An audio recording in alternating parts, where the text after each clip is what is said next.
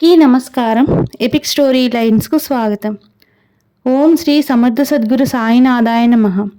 శ్రీ సాయి లీలామృతము అధ్యాయము 11.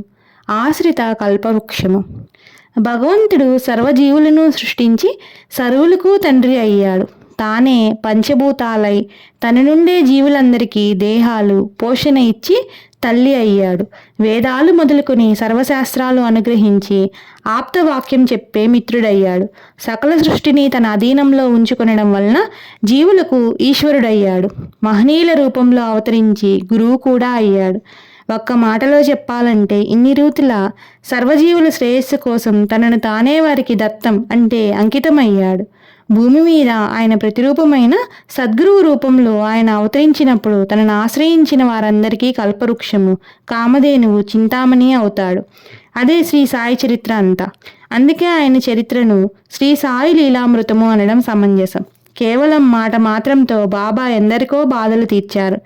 ఒకరోజు శ్యామ ఆయన చేతులు తుడుస్తుంటే ప్రేమగా ఆయన అతని బుగ్గగిల్లారు. అతని కోపం నటిస్తే 72 జన్మల నుండి రక్షిస్తున్నా నిన్ను ఎన్నడూ గిల్లనైనా లేదు. ఇప్పుడు తాకక ముందే కోపగించుకుంటావెందుకు అన్నారు. ఇలా గిల్లే దేవుడు మాకొద్దు. ప్రేమతో ముద్దులు మిఠాయిలు పెట్టే దేవుడే కావాలి. అటువంటి మీపై నాకు పూర్ణ విశ్వాసం ఉండేలా అనుగ్రహించండి అన్నాడు శ్యామ. సాయి నేను అందుకే వచ్చాను అని ఆశీర్వదించారు. కానీ ఇతనికి ఒకసారి పాము కరిచి త్వరగా విషమెక్కుతున్నది. అతని స్నేహితులు విరోబా ఆలయానికి పోదామన్నా అతడు మసీదుకే వచ్చి మెట్లెక్కుతున్నాడు.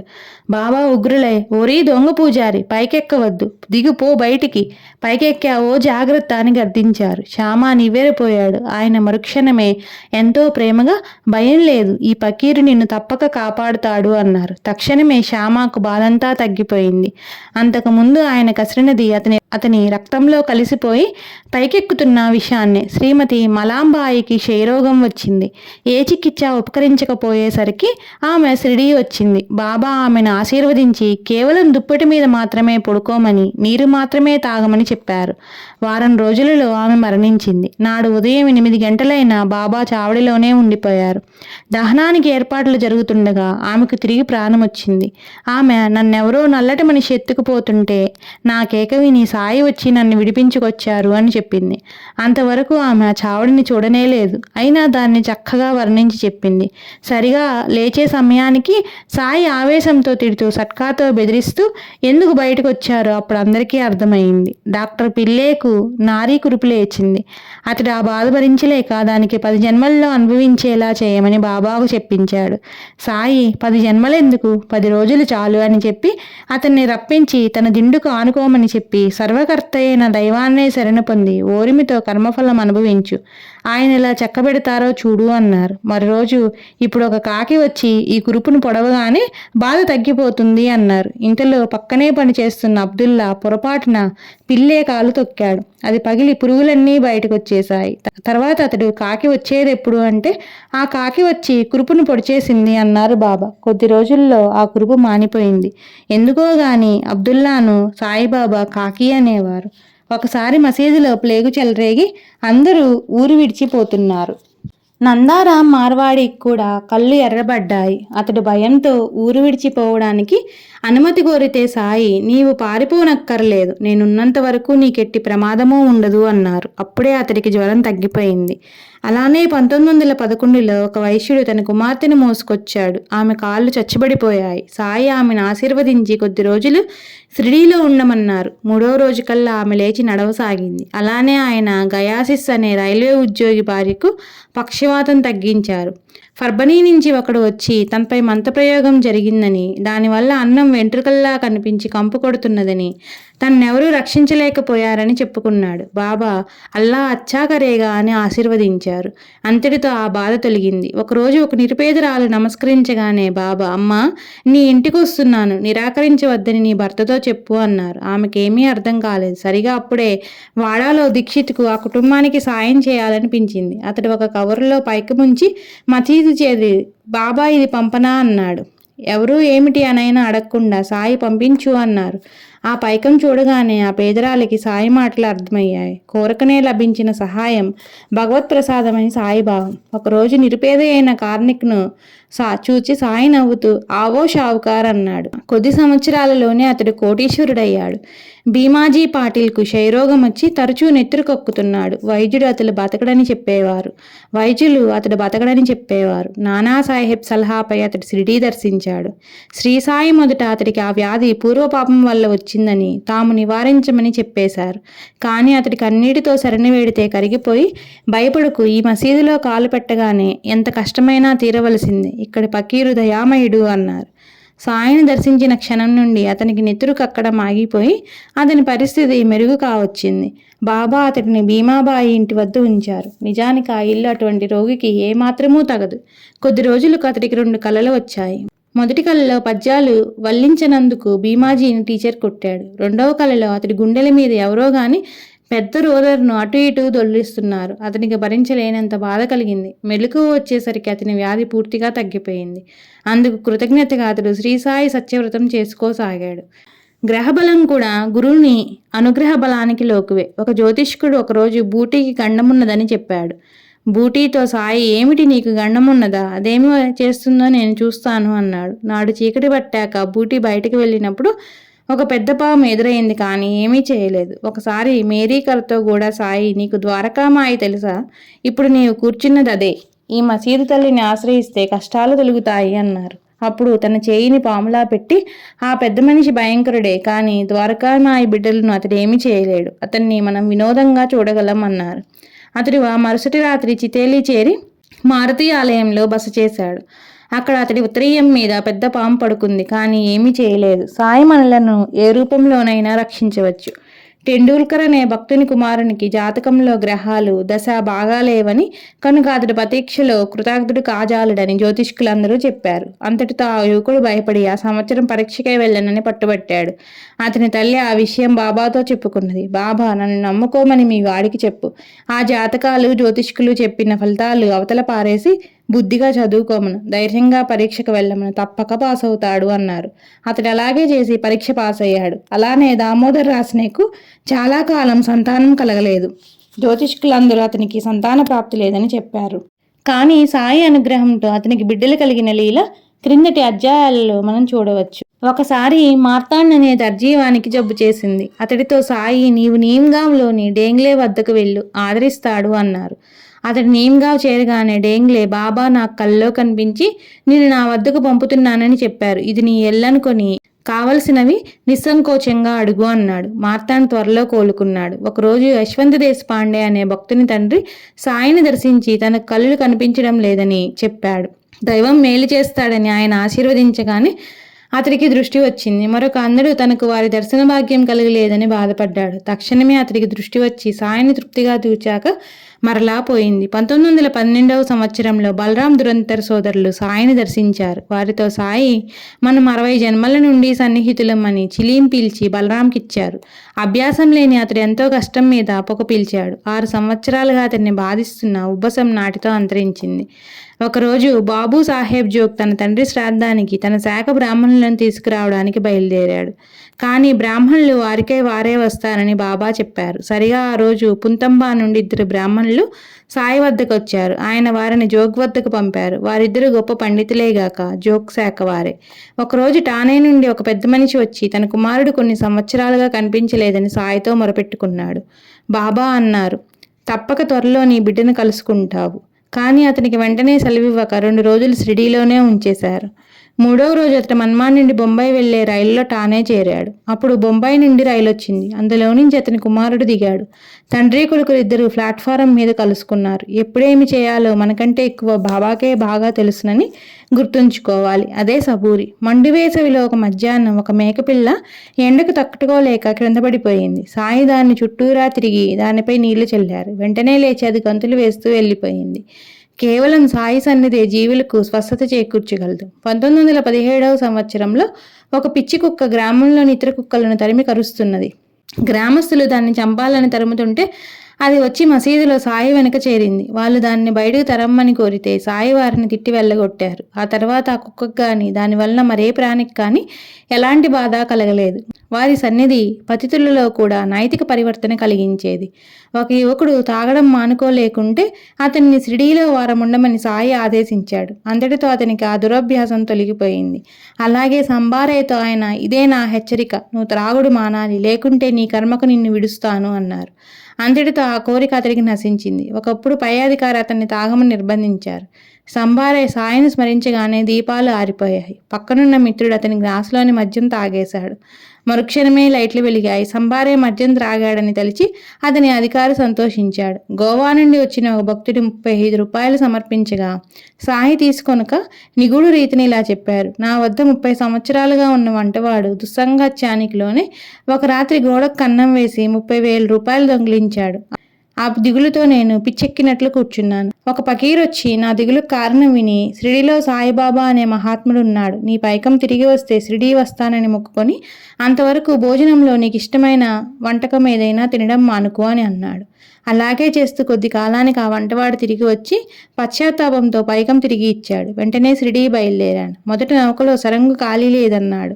ఇందులో ఒక జవాను వచ్చి సరంగు నొప్పించి నన్ను నౌక ఎక్కించాడు. సాయి తనకి అతి జీవితం అంతా వివరించడమే కాక ఆయనే తనకు పైకం తిరిగేలా చేసిన పకీరని, నౌకలో తనకు స్థలం ఇప్పించిన జవాను కూడా వారేనని ఆ భక్తుడు గుర్తించాడు. ఒకరోజు మధ్యాహ్నం 2 గంటలకు బాబా ప్రధాన వచ్చాడా అని దీక్షిత్ని అడిగాడు. లేదు, కబురు చేసేదా అన్నాడు. దీక్షిత్ చేయి అంటూ కొద్ది విభూతినిచ్చి ఇది పంపించు అన్నారు. ఆ విభూతి ఒక ఉత్తరము బాలాషింపి ద్వారా ప్రధానికి పంపాడు దీక్షిత్. అప్పుడు వెల్లడైన వివరాలు. షిరిడీలో బాబా అతని గురించి హెచ్చరిస్తున్న క్షణంలో హైకోర్టులో కొందరు స్నేహితులతో మాట్లాడుతున్న ప్రధాన అకస్మాత్తుగా స్పృహ తప్పి పడిపోయాడట. కొద్దిసేపట్లో తనంతట తానే తెప్పరిల్లుకుని రైల్లో ఇల్లు చేరాడు. తెల్లవారేసరికి విభూతి జాబులతో బాలాషింపి బొంబాయి చేరాడు. సాయికి మన బాధలు నివేదించనక్కర్లేదు. ఆయన అనుక్షణము మనల్ని కనిపెట్టి ఉంటారని గుర్తుంచుకుంటే చాలు. శ్రీ సాయి తను నమ్మిన వారి వెంట ఉండి కాపాడతారు. 1914 సంవత్సరంలో శివరాత్రి ముందు రోజున హార్దాలో మెజిస్ట్రేట్గా పనిచేసిన చోటు భయ్య తన కుటుంబం అందరితో కలిసి షిరిడీ బయలుదేరాడు. వాళ్ళు నేమేవర్ వద్ద నది ఒడ్డుకు చేరేసరికి చీకటి పడింది. ఎంత డబ్బిస్తామన్నా కానీ బేస్తవాళ్ళు పడం వేయనన్నారు. దిక్కుతోచక వాళ్ళందరూ సాయిని స్మరిస్తుంటే తలకుడ్డ కప్నీ గల ఒక పకీరు వీరి వద్దకు వచ్చి, ఆడవాళ్ళను తీసుకొని ఇంత పొద్దుపోయి వచ్చారేమి, పై ఆఫీసర్ చేత చెప్పిస్తాను, వాళ్ళ యజమాని వచ్చైనా మిమ్మల్ని నద్దాటించాలి అని చెప్పి 10 అడుగులు వెళ్ళి ఇంకా కనిపించలేదు. ఇంతలో పడవవారే పరుగును వచ్చి అందరినీ పడవ ఎక్కమని చెప్పి సామాన్లు పడవలో సర్దారు. బాడుగ ఎంతో చెప్పమంటే మీ చిత్తం వచ్చినంత ఇవ్వండి, లేకుంటే ఏమీ ఇవ్వకండి అన్నారు. ఆ కుటుంబం షిరిడీ చేరాక జరిగిందంతా తమలీలేనని సాయి సూచించారు. శ్రీ సాయి నమ్మిన వారిని సురక్షితంగా జీవిత సాగరం దాటించి తమ చెంతకు చేర్చుకుంటారు. గణపతి దోండు కదం 1914 సంవత్సరంలో సకుటుంబంగా షిరిడీ వెళ్తున్నప్పుడు వారెక్కిన రైలు పెట్టెలో మరెవ్వరూ లేరు. అతడు భక్తి మార్గ ప్రదీపిక అనే సద్గ్రంథం చదువుకుంటున్నాడు. ఇంతలో 15 లేక 20 మంది బిల్లులు ఆ పెట్టెలోకి ఎక్కి అతని చెంతన కూర్చున్నారు. వాళ్ళు తాను చదివేది వినడానికి వచ్చారని అనుకున్నాడు గణపతి దోండు. 5 నిమిషాల తర్వాత రైలు వేగంగా పోతుండగానే వాళ్ళందరూ ఆ పెట్టెలో నుండి దూకి పారిపోయారు. దోండు ఆశ్చర్యంతో తలుపు దగ్గరికి వెళ్లి చూచాడు. ఆ బిల్లులు వెనకకు చూస్తూ పరిగెత్తుతున్నారు. దోండు కూడా వెనకకు తిరిగి పెట్టెలో చూస్తే ఒక పక్కగా వృద్ధ పకీరొకరు కూర్చున్నారు. ఆయన ఆ పెట్టెలోకి ఎలా వచ్చారో అతడికి అర్థం కాలేదు. మరలా చూసేసరికి ఆయన అక్కడ లేరు. అందరూ ఆశ్చర్యపోయారు. వాళ్ళు షిరిడీ చేరగానే సాయి నవ్వి, అరే భద్రంగానే వచ్చారే అన్నారు. ఆ మార్గంలో బిల్లులు తరచూ రైలు దోచేవారు. అలానే ఒకప్పుడు నానా చందోర్కర్ ఒక అడవిలోనున్న ప్రసిద్ధమైన గణపతి దేవాలయానికి బయలుదేరాడు. రైలు ఆలస్యమై అతడు అడవి చేరేసరికి ప్రొద్దుగూకింది. అతడు ధైర్యం చేసి నడక సాగించి, బాబా 9 గంటలకు మందిరం మూసేస్తారు, నేను అక్కడికి చేరేసరికి 11 గంటలు అవుతుంది, నాకప్పుడు ఒక కప్పు టీ కావాలి అని ప్రార్థించాడు. అతడు 10 మైళ్ళ దూరం నడిచి ఆలయం వద్దకు రాగానే, ఏడీ నానా వచ్చాడా అని పూజారి అనడం వినిపించింది. నేను వస్తున్నట్లు మీకెలా తెలుసు అని ఆశ్చర్యంగా అడిగాడు నాన్న. పూజారి అతనికి టీ అందిస్తూ, నానా వస్తున్నాడు, అతనికి టీ సిద్ధం చేయండి అని సాయి మాటలు వినిపించాయి అన్నాడు. ఏ పరిస్థితుల్లోనైనా సాయి ఆజ్ఞే శ్రీరామరక్ష. ఒకసారి నాసిక్లో ప్లేగు చెలరేగి తూమలింట్లో కూడా ఎలుకలు చచ్చిపడసాగాయి. అతడు సాయికి జాబు రాసి వారి అనుమతితో ఇల్లు మారాడు. ఆ ప్రాంతంలో కూడా ప్లేగు వ్యాపించి చివరకు మంచినీటి బావిలో కూడా ఎలుకలు చచ్చిపడసాగాయి. దోమలు మరలా బాబాకు జాబు రాసి ఆయన ఎలాగో ఇల్లు మారమంటారని తలిచి క్రొత్త ఇంటికి వెళ్ళాడు. ఆ ఇంటి తలుపులు తెరుస్తుండగా ఆయన ఇల్లు మారనక్కర్లేదని షిరిడీ నుండి జాబు వచ్చింది. దోమలు వెంటనే పాత ఇంటికి వచ్చేసి బాబా మాటలపై పూర్తి విశ్వాసంతో అక్కడే ఉన్నాడు. అయినా ఎవరికి ఏ ప్రమాదమూ జరగలేదు. సాయి స్మృతిమాత ప్రసన్నుడు. 1913 సంవత్సరం మార్చి 6 ధూలియాలో రావూజీ బిడ్డకు జ్వరం వచ్చింది. రావూజీ బాబాను ప్రార్థించాడు. నాటి రాత్రి 2 గంటలకు అతని కల్లో సాయి కనిపించి బిడ్డకు విభూతి పెట్టి, భయం లేదు, 1-2 గంటల్లో బిడ్డకు చెమట పోస్తుంది, తెల్లవారేసరికి తగ్గుతుంది, తర్వాత దర్శనానికి తీసుకొని రా అన్నారు. అలానే జరిగింది. 3వ రోజు షిరిడీ నుండి రావూజీకి జాబు వచ్చింది. నేను ధూలియాలోని మిత్రుడు రావూజీ ఇంటికి వెళ్ళాను అని శ్యామాతో బాబా అన్నారట. 2 వారాల తర్వాత ఆ కుటుంబం షిరిడీ బయలుదేరారు. ఆ రోజు ఆరతి సమయంలో సాయి, శ్యామ, ఆరతి కొంచెం ఆగి ప్రారంభించు, ఆ టాంగా వాడు జాగు చేస్తున్నాడు అన్నారు. అతడు అలాగే చేశాడు. ప్రసాదం పంచే వేళకు రావూజీ అక్కడికి చేరాడు. అతడి బిడ్డతో సాయి, నీకు జబ్బు చేసినప్పుడు ధూలియా వచ్చాను గుర్తుందా అన్నారు. ఒక వేసవి సెలవుల్లో నానా చందోర్కర్ తన స్నేహితులతో కలిసి హరిశ్చంద్ర గుట్ట వెళ్ళాడు. మధ్యలో అతడి ఎండకు డస్సిపోయి నీరు త్రాగక నేను ఒక్కడిగైనా వేయలేను, సాయియే నన్ను కాపాడాలి అని ఒక బండ మీద కూలబడ్డాడు. మరుక్షణమే ఒక బిల్లుడు కట్టెలు మోసుకొస్తూ నానాతో, మీరు కూర్చున్న బండ కింద మంచినీరున్నది, తాగండి అన్నాడు. చూడగా బండ కింద స్వచ్ఛమైన నీరున్నది. అతడు దప్పిక తీర్చుకున్నాడు. సరిగా అదే సమయంలో షిరిడీలో సాయి, నానా దప్పికతో చావనున్నాడు, కానీ అతన్ని నేను చావనివ్వను అన్నారని తెలిసింది. అన్నా సాహెబ్ బాబరే షిరిడీ వెళ్తున్నప్పుడు అతని గ్రామంలో ప్లేగు చెలరేగింది. అందరూ ఊరు విడిచి వెళ్ళిపోయారు. అతని భార్య బిడ్డ మాత్రమే అక్కడ ఉండిపోయారు. ఆ వ్యాధి అంతరించి గ్రామస్తులు తిరిగి వచ్చేదాకా సాయి ఆమెకి 10-12 సార్లు సాక్షాత్కరించి అభయం ఇచ్చారు. ఒకరోజు రామ్గిరి బువా అనే గోసాయి ఇంటికి వెళ్ళడానికి బాబాను సెలవు కోరాడు. సాయి అతన్ని బాపుగీర్ అని సంబోధించేవారు. ఆయన, నీవు మొదట జామ్నేర్ వెళ్ళి నేనిచ్చే ఊది ఆరతి పాట నానా చందోద్కర్కు ఇచ్చి నీవు మీ ఊరు వెళ్ళు అన్నారు. నేను సిద్ధమే, కానీ నా వద్ద డబ్బు జాల్గాం వరకే సరిపోతుంది. ఆ పైన జామ్నేర్కు బండిలో సుమారు 30 మైళ్ళు వెళ్ళాలి కదా అన్నాడు రామ్గిర్. అన్ని ఏర్పాట్లు జరుగుతాయి, వెళ్ళు అన్నారు సాయి. అర్ధరాత్రి 2 గంటలకు అతడు జల్గాం చేరాడు. అతని వద్ద 2 అణాలు మాత్రం మిగిలాయి. అతనికి దిక్కు తోచలేదు. ఇంతలో ఒక బిల్లబంట్రోతు అతని వద్దకొచ్చి షిరిడీ నుంచి వచ్చిన బాపుగిరి ఎవరు అని విచారించి అతని కోసం చందోడ్కర్ టాంగా పంపాడని చెప్పి తీసుకువెళ్ళాడు.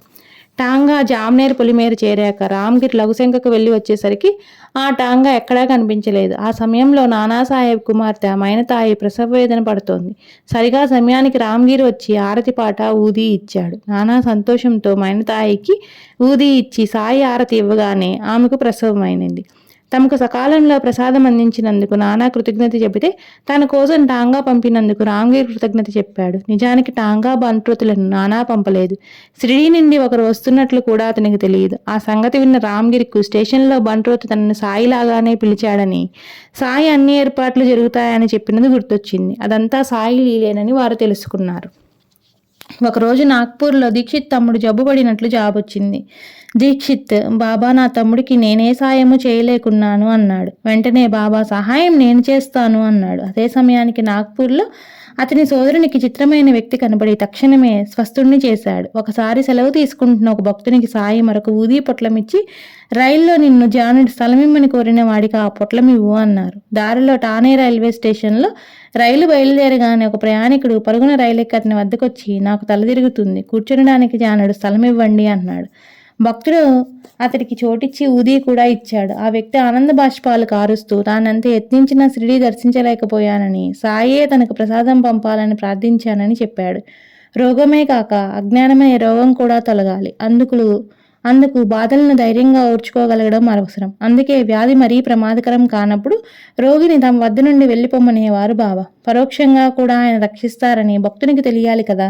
షిరిడీలోని కాకా దీక్షిత్కు తీవ్రంగా జ్వరం వచ్చి శ్యామ ద్వారా బాబా కబురు చేశాడు. ఆయన, నేనేమీ వైద్యుణ్ణి కాదు, అతన్ని ఇంటికి పొమ్మను అన్నారు. శ్యామ నివ్వెరపోయి, అతడు మిమ్మల్నే నమ్ముకున్నాడు, జ్వరంతో ఎలా వెళ్ళగలడు అన్నాడు. సాయి తిరిగి కఠినంగా తానే ఆదేశించారు. సెలవు తీసుకొనడానికి కాకా మసీదుకు రాగానే సాయి, నీవింటికి పో, ఎలా వచ్చిన జ్వరం అలానే 4 రోజుల్లో పోతుంది. సీమ బాదము, పిస్తా వేసిన పాయసము తిని తిరుగు పడుకోకు అన్నారు. ఆయన ఊది ఇచ్చి శ్యామాను తోడు పంపారు. వాళ్ళు రాత్రి 11 గంటలకు రైలు తిరిగి నడిచి ఇంటికి వెళ్లారు. అక్కడ ఎవరూ చెప్పినా వినకుండా కాకా సాయి చెప్పినట్లే చేశాడు. వైద్యుడు, నీవు ఆ పిచ్చి పకీరు చెప్పినట్లు చేసేటట్లయితే నేనెందుకు అని గద్దించాడు. అయినా కాకా వినలేదు. 9వ రోజుకు జ్వరం తగ్గింది. తర్వాత అతడు షిరిడీ వెళ్ళినప్పుడు, బాబా, బొంబాయిలో మీ వాళ్ళేమన్నారు అని అన్నారు. శ్రీ నరసింహ సరస్వతి లాగా బాబా కూడా ఇలా అపథ్యమైన ఆహారంతో జబ్బులు తగ్గించేవారు. ఒకసారి బూటీకి కలరా వచ్చి డాక్టర్ పిల్లె ఎన్ని మందులు ఇచ్చినా తగ్గలేదు. చివరకు బాబాను అడిగితే బాదాము, పిస్తా వేసిన పాయసం తినమన్నారు.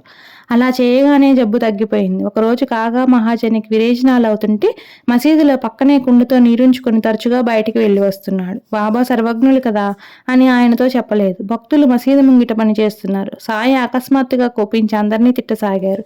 భయంతో అందరూ పారిపోయారు. కాకాను మాత్రం సాయి బలవంతాన్ని కూర్చోబెట్టి అక్కడెవరో విడిచిన వేరుశనగ పప్పు అతని చేత తినిపించి ఆ కుండలలో నీరు తాము కొంచెం తాగి అతడి చేత త్రాగించి, నీ జబ్బు తగ్గిపోయింది అన్నాడు. అతడికి ఆ క్షణంలోనే ఆ వ్యాధి తగ్గిపోయింది. ఈ చికిత్సలోని రహస్యం ఆయన సంకల్పమే. ఒకసారి శ్యామ ముళ్ళలతో బాధపడుతుంటే ఆయన సోనాముకి కషాయం చేసి కొంచెం అతనికిచ్చి కొంచెం ఆయన తాగారు. ఆ రోజుతో ఆ బాధ తగ్గిపోయింది. 3 సంవత్సరాల తర్వాత శ్యామకు ఆ వ్యాధి మరలా వచ్చింది. వెనక బాబా చేసిన వైద్యమే అతడు చేసుకుంటే వ్యాధి తీవ్రమై మరలా సాయి అనుగ్రహంతోనే ఊదితోనే తగ్గింది. రఘువీర పురందరే మొదటిసారి షిరిడీకి బయలుదేరినప్పుడు అతని బిడ్డకు బాగా జ్వరం వచ్చింది. అతని భార్యకు తోడుగా అతని తల్లి ఉంటానన్నది. కానీ అతడు పట్టుబట్టి ఆమెను కూడా తనతో తీసుకువెళ్ళాడు. వాళ్ళు షిరిడీ చేరిన 3వ రోజున పురందరే భార్యకు బాబా కల్లో కనిపించి బిడ్డకు ఊది ఇచ్చారు. ఆ క్షణం నుండి జ్వరం తగ్గిపోయింది. సాయి మనం కోరినదల్లా నెరవేర్చక పూర్వకర్మ దృష్ట్యా మనకు శ్రేయస్కరమైనదే చేస్తారు. ఒక ఆమె తన బిడ్డను పాము కరిచిందని ఆయనతో మొరపెట్టుకున్నది. ఆయన ఊది ఇవ్వలేదు, ఆశీర్వదించలేదు. ఆ పిల్లవాడు చనిపోయాడు. ఆ తల్లి శోకం చూడలేక బిడ్డను బ్రతికించమని దీక్షిత్ కోరాడు. సాయి, బాహు, ఈ విషయంలో కల్పించుకోకు, ఇది అతడి మంచికే జరిగింది. అతడు ఈ శరీరంతో చేయలేని పనులు ఆ శరీరంతో చేయగలడు. అతన్ని బ్రతికిస్తే ఆ దేహం మరణిస్తుంది. అందుకు బాధ్యత నీవు వహిస్తావా అన్నారు. దీక్షిత్ తన తప్పు తెలుసుకున్నాడు. అలానే 1911లో హార్దా నుండి వచ్చిన ఒక క్షయరోగి మరణించాడు. అతన్ని రక్షించలేదని అతని బంధువులు బాబాపై అలిగారు. తర్వాత వారిలో ఒకరికి బాబా కల్లో కనిపించి రోగి తలను తమ తలపై ఉంచుకొని కుళ్ళిన అతని ఊపిరితిత్తులు చూపుతూ అతన్ని ఇంతటి చిత్రహింస నుండి నేను విడుదల చేశాను అని చెప్పారు. అతని బంధువర్గం అంతా తిరిగి సాయిని సేవించసాగారు. బాబా తాము ఎప్పుడైనా భక్తులు కోరినది ప్రసాదించదలచకపోతే ఏమీ మాట్లాడేవారు కాదు. సాయి తనకు ఒక మగబిడ్డను ప్రసాదించాలన్న కోరికతో గోవిందరావు షిరిడీ వస్తుండేవారు. కానీ బాబా ఏమీ చెప్పేవారు కాదు. మరో వివాహం చేసుకుంటే బిడ్డలు కలుగుతారేమోనని చెప్పమంటే కూడా ఆయన మాట్లాడలేదు. అతనికి సంతానము కలగనే లేదు.